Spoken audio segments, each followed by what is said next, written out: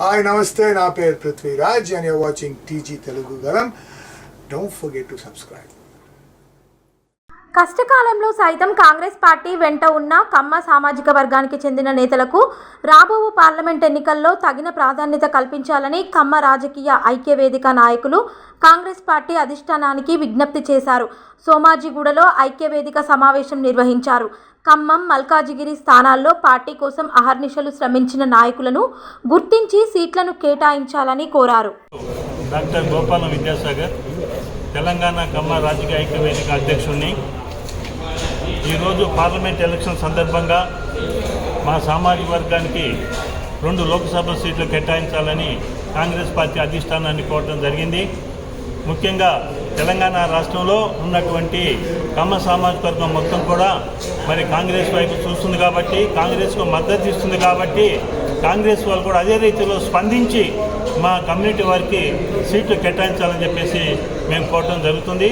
ముఖ్యంగా ఖమ్మం లోక్సభ స్థానంలో మరి మా కమ్యూనిటీ చాలా బలంగా ఉంది. మా కమ్యూనిటీకి అక్కడ సీట్ ఇచ్చినట్లయితే గెలవడానికి అవకాశం ఉంది. మరి ఇదే సందర్భంలో మేము అభ్యర్థిని కూడా సూచిస్తున్నాము.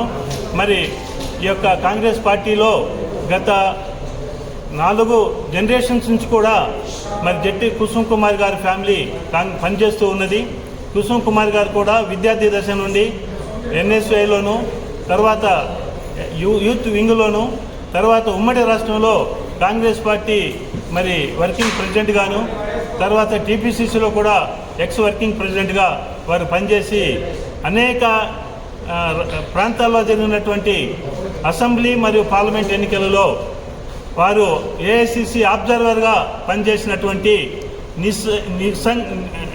నిబద్ధత ఉన్నటువంటి, నిజాయితీ ఉన్నటువంటి, దృఢ సంకల్పం ఉన్నటువంటి కాంగ్రెస్ పార్టీ నాయకుడు. మరి ఆయన అన్ని విధాలు కూడా ఆయన అర్హుడు. ఆయనకి ఇచ్చినట్లయితే మా కమ్యూనిటీకి న్యాయం జరుగుతుందని చెప్పేసి మేము భావిస్తున్నాం.